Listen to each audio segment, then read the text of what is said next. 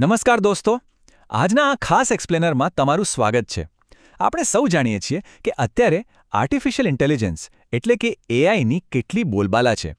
ખાસ કરીને ભારતના નાના શહેરો અને ગામડાઓમાં રહેતા અને કંઈક મોટું કરવા માંગતા યુવાનો માટે એઆઈ એક એવા ડિજિટલ મેન્ટોર અથવા કહો કે એક ગુરુ સમાન છે, જે તમને 24 કલાક માર્ગદર્શન આપવા તૈયાર છે. પણ આ ગુરુ પાસેથી સાચું જ્ઞાન કે મસ્ત રિઝલ્ટ ખડાવવું ને એ પણ એક કળા છે. અને આજે આપણે એ જ કળા શીખવાના છીએ, એટલે કે માસ્ટરિંગ એઆઈ પ્રોમ્પ્ટ્સ. તો ચાલો ફટાફટ શરૂ કરીએ. હવે એક સવાલ જે કદાચ તમારા મનમાં પણ થતો હશે, શા માટે એવું બને છે કે કેટલાક લોકોને એઆઈ પાસેથી એકદમ અદ્ભુત અને સચોટ જવાબો મળે છે, જ્યારે બીજા લોકોને માત્ર ગોળ અને ગૂંચવણભર્યા જવાબો જ મળે છે? તો જો, હકીકત એ છે કે એઆઈ એ બિલકુલ શબ્દશઃ કામ કરતા એક મજૂર જેવું છે. તમે એને જેવી સૂચના આપશો એ એવું જ કામ કરશે. જો તમારી સૂચના જ અસ્પષ્ટ હશે તો બસ રિઝલ્ટ પણ એવું જ મળવાનું. એટલે સીધી વાત છે, આઉટપુટની ક્વોલિટી એ તમે આપેલી સૂચનાઓની સ્પષ્ટતા પર જ આધાર રાખે છે. તો ચાલો સૌથી પહેલા વાત કરીએ પ્રોમ્પ્ટિંગના પાયા વિશે, ધ ફાઉન્ડેશન ઓફ પ્રોમ્પ્ટિંગ. કોઈપણ કામમાં સફળ થવું હોય તો પાયો મજબૂત હોવો જોઈએ, રાઈટ? એઆઈ સાથે વાત કરવા માટે પણ એક જાદુઈ ફોર્મ્યુલા છે, જે સમજવી કોઈ પણ સ્ટુડન્ટ કે ફ્રીલાન્સર માટે ગેમ ચેન્જર સાબિત થઈ શકે છે. આ ફોર્મ્યુલા એકદમ સિમ્પલ છે. ઇન્સ્ટ્રક્શન એટલે કે સૂચના, પ્લસ કોન્ટેક્સ્ટ એટલે કે સંદર્ભ, પ્લસ કન્સ્ટ્રેન્ટ એટલે કે મર્યાદા. જ્યારે આ ત્રણેય વસ્તુ ભેગી થાય ને, ત્યારે બને છે એક પરફેક્ટ પ્રોમ્પ્ટ. સામાન્ય ભાષામાં કહીએ તો સારી રીતે લખાયેલો પ્રોમ્પ્ટ એ એક એપીઆઈ કોલ જેવો છે, મશીન સાથે સીધી વાત કરવાનો રસ્તો. તમારે શું જોઈએ છે અને કયા ફોર્મેટમાં જોઈએ છે એ જેટલું ક્લિયર હશે, રિઝલ્ટ એટલું જ જોરદાર આવશે. ચાલો આને એક ઉદાહરણથી સમજીએ. અહીંયા બે પ્રોમ્પ્ટ છે. પહેલો છે એકદમ નબળો પ્રોમ્પ્ટ, માત્ર એટલું જ લખ્યું છે, ક્લાઉડ સમજાવો. હવે આ બહુ જ અસ્પષ્ટ છે, એમાં કોઈ ડિટેલ જ નથી. એની સરખામણીમાં આ સારો પ્રોમ્પ્ટ જુઓ. એક ડેવઓપ્સ એન્જિનિયર માટે AWS ક્લાઉડ સર્વિસનો 3 સંક્ષિપ્ત બુલેટ પોઇન્ટ્સમાં સારાંશ આપો. જોયું ડિફરન્સ? જેવી તમે સૂચનામાં સંદર્ભ અને મર્યાદાઓ ઉમેરી એટલે તરત જ એઆઈનો જવાબ એકદમ પ્રોફેશનલ અને તમારે જેવો જોઈતો હતો એવો જ થઈ ગયો. હવે આગળનો કન્સેપ્ટ બહુ મજેદાર છે, રોલ બેઝડ પ્રોમ્પ્ટિંગ. જો તમે ટાયર 2 સિટીમાં રહો છો અને તમારે કોઈ પ્રોજેક્ટ માટે માર્ગદર્શન જોઈતું હોય, અથવા કોઈ નાનો બિઝનેસ ચલાવો છો અને માર્કેટિંગ માટે સલાહ જોઈતી હોય, તો આ ટેકનિક તમારા ખિસ્સામાં એક નિષ્ણાત એટલે કે પોકેટ એક્સપર્ટ રાખવા જેવી છે. એઆઈ ભલે એક જ મોડલ હોય, પણ તમે તેને અલગ ભૂમિકાઓ ભજવવાનું કહી શકો છો. તમે તેને એક એજ્યુકેટર, લીગલ એડવાઇઝર કે માર્કેટિંગ સ્પેશિયાલિસ્ટ બનાવી શકો છો. આમ કરવાથી એઆઈ તેજ માનસિકતા અને ટોન સાથે વિચારે છે.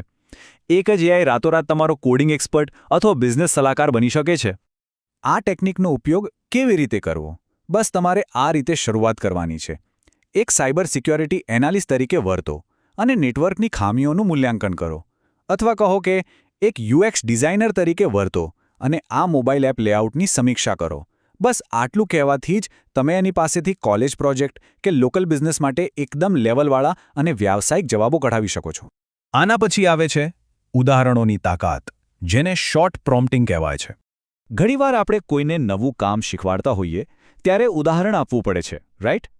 બસ એઆઈ સાથે પણ એવું જ છે. તેને સાચો રસ્તો બતાવવા માટે પેટર્ન કે ઉદાહરણો આપવા પડે છે. આ ટેબલ જુઓ. સૌથી પહેલાં છે ઝીરો શોટ, જ્યાં કોઈ ઉદાહરણ અપાતું નથી. જેમ કે સીધું જ કહેવું કે આ વાક્યનું ફ્રેન્ચમાં ભાષાંતર કર. બીજું છે વન શોટ, જ્યાં તમે એક ઉદાહરણ આપો છો. દાખલા તરીકે, પહેલાં કહો કે ભારતની રાજધાની નવી દિલ્હી છે અને પછી પૂછો કે ફ્રાન્સની રાજધાની કઈ છે. અને છેલ્લે ફ્યુ શોટ, જ્યાં તમે બહુવિધ ઉદાહરણો આપો છો જેથી એઆઈ સંદર્ભ સમજી શકે. સાચું કહું તો થોડાક ઉદાહરણો આપવાથી જ પરિણામની ગુણવત્તા આસમાને પહોંચી જાય છે. હવે વાત કરીએ પ્રોમ્પ્ટ ચેઇનિંગ આલી વિચારસરણી વિશે. જ્યારે તમારી સામે કોઈ મોટો પહાડ જેવો જટિલ પ્રોબ્લેમ હોય, ત્યારે તેને એક જ શ્વાસે ઉકેલી શકાતો નથી. સોફ્ટવેર એન્જિનિયરિંગની જેમ જ તમારે આવા મોટા કામને નાના તાર્કિક પગલાઓમાં તોડવા પડે.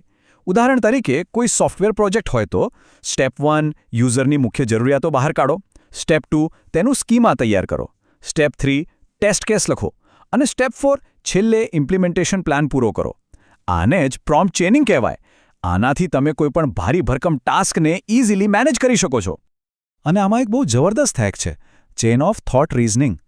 તમારે ખાલી એઆઈને એટલું જ કહેવાનું છે કે સ્ટેપ બાય સ્ટેપ વિચારો. દાખલા તરીકે તમારે ગણિતનું સૂત્ર a+b આખાનો વર્ગ બરાબર a વર્ગ + b વર્ગ + 2ab સાબિત કરવું છે, તો એઆઈને કહો કે પહેલાં એક સ્ટેપ સોલ્વ કરે, જવાબ આપે, અને પછી જ આગળના તાર્કિક પગલાં પર જાય.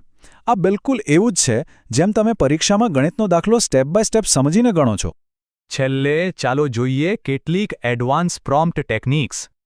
આ પ્રોમ્પ્ટિંગનું સર્વોચ્ચ સ્તર છે, જ્યાં તમારો ડિજિટલ આસિસ્ટન્ટ માત્ર તમારા ઓર્ડર ફોલો નથી કરતો પણ પોતાની જાતે સ્વાયત્ત રીતે કામ કરે છે.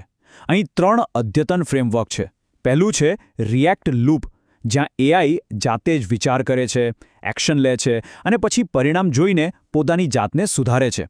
બીજું છે ટ્રી ઓફ થોટ, જ્યાં એ એકસાથે અનેક રસ્તાઓ કે વિચારોની શાખાઓ બનાવે છે અને તેમાંથી બેસ્ટ ઉકેલ પસંદ કરે છે. અને ત્રીજું છે એજન્ટિક ફ્રેમવર્ક. ભાઈ, આ બધી ટેકનિક્સ એઆઈની તાકાતને ખરા અર્થમાં અનલોક કરે છે. રિએક્ટ ટેકનિકનું આ એક મસ્ત ઉદાહરણ જુઓ. લેટેસ્ટ મશીન લર્નિંગ ફ્રેમવર્ક શોધો, તેની ટેન્સરફ્લો સાથે સરખામણી કરો અને પરિણામોનો સારાંશ આપો.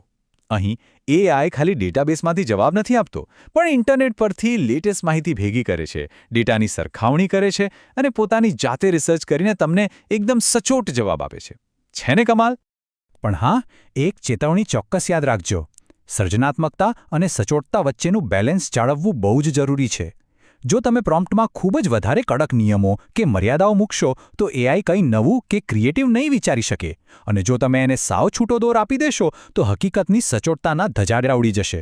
એટલે જો વાર્તા લખાવવી હોય તો થોડી છૂટ આપો, પણ જો કોડિંગ કે ડેટાનું કામ કરવું હોય તો એકદમ ટાઈટ અને સચોટ પ્રોમ્પ્ટ આપો.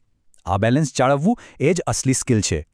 તો દોસ્તો, આ આખી ચર્ચાનો નિષ્કર્ષ એટલું જ છે કે એઆઈ હવે તમારો અલ્ટિમેટ ડિજિટલ મેન્ટર બનવા માટે બિલકુલ તૈયાર છે. હવે સવાલ માત્ર એટલો જ છે કે તમે આજે આ બધું શીખ્યા પછી કઈ વાસ્તવિક સમસ્યા હલ કરવા માટે એઆઈનો ઉપયોગ કરશો. આ ટેકનિક્સની મદદથી તમે તમારા અભ્યાસમાં, ફ્રીલાન્સિંગમાં કે તમારા પોતાના નાના બિઝનેસમાં નવા રસ્તાઓ ખોલી શકો છો. તો રાશિની જુઓ છું, જાઓ અને પ્રોમ્પ્ટિંગ શરૂ કરો. આજના એક્સપ્લેનરમાં જોડાવા બદલ ખૂબ ખૂબ આભાર.